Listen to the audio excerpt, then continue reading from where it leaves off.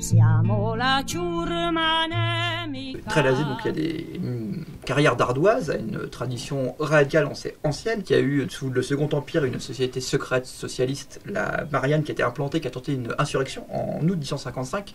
Ils ont pris le contrôle de la ville, ils ont tenté de marcher sur Angers, ça a échoué en 24 heures. Mais il y a eu une tradition très très dure, et Ludovic Ménard, qui est un jeune ouvrier dans les années 1870, il est héritier de ça.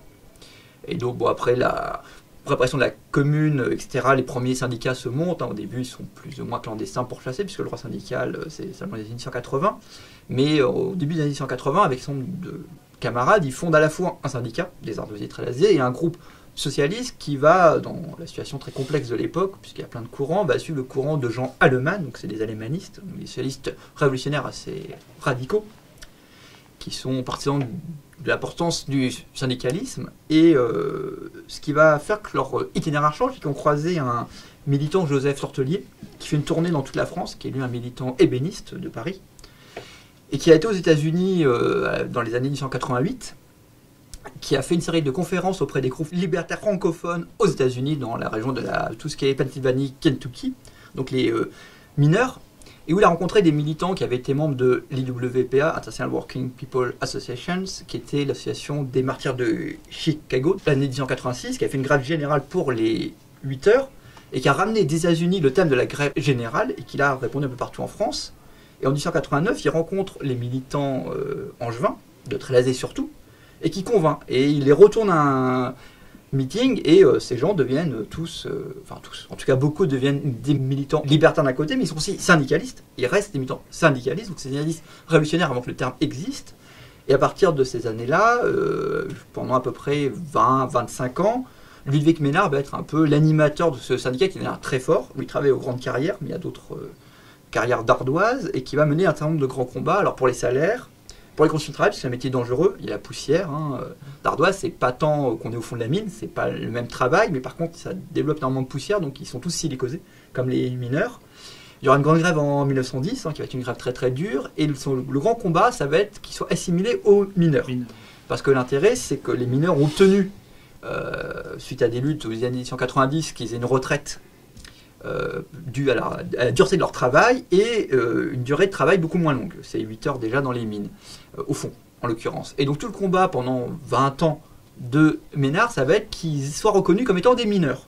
Ils vont arracher ça, justement, la Première Guerre mondiale, après de très longs combats, de très nombreux meetings, etc., manifestations, où ils vont pouvoir avoir un statut de mineur, équivalent mineur, qui va être une avancée assez énorme. Alors, il y aura d'autres combats. Il va passer à la Bourse du Travail d'Angers, qui est la ville voisine, qui est aussi un bastion, et d'autres secteurs. Il a mené beaucoup de choses.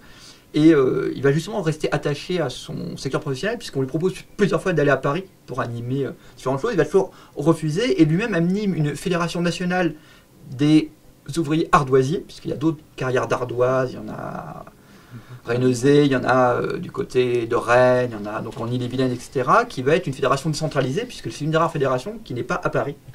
Mais dont le siège, alors il y a des mineurs aussi d'ailleurs, mais c'est l'une des rares dont le siège syndical est en province.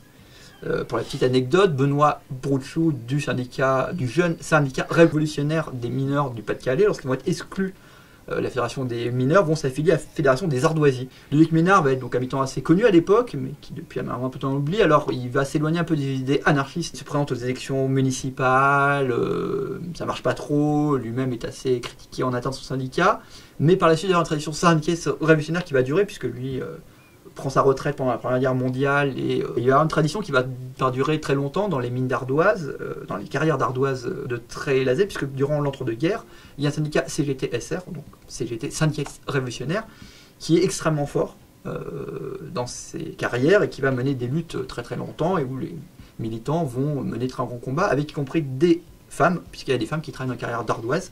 Donc il y a des militantes femmes, même si elles sont souvent beaucoup moins connues, elles font pas d'articles, on trouve très peu de traces d'elles. Avec une dimension libre-pensée aussi. Puisqu'on est forcément dans le Maine-et-Loire, donc un pays catholique très fort, effectivement, il y a beaucoup de pensée. Ils ont aussi un troupe de théâtre où ils font des pièces anticléricales. Ils envoient en 1936, ils vont envoyer des camions d'aide en Espagne. Il y a des gens qui vont aller faire des tournées en Espagne qui vont revenir, ils projettent des films. Il y a une activité culturelle assez forte, puisque c'est un groupe qui est puissant. Donc ils font des dimanches éducatifs, ils font des débats sur la contraception et la libre disposition du corps d'ailleurs y compris. Voilà, après 45, ça va par contre pas mal péricliter, mais il y aura aussi une grosse action coopérative, puisque Ludwig Ménard et d'autres plus tard fonderont une coopérative qui s'appelle la Maraîchère, qui sera une grosse coopérative, puisque Trélazé c'est une cité ouvrière, et il y a l'idée de fournir aux habitants sur place tout pour qu'ils n'aillent pas à Angers, qui est la ville voisine, mais qui est plus loin, et donc vers toute une activité coopérative de consommation très très forte.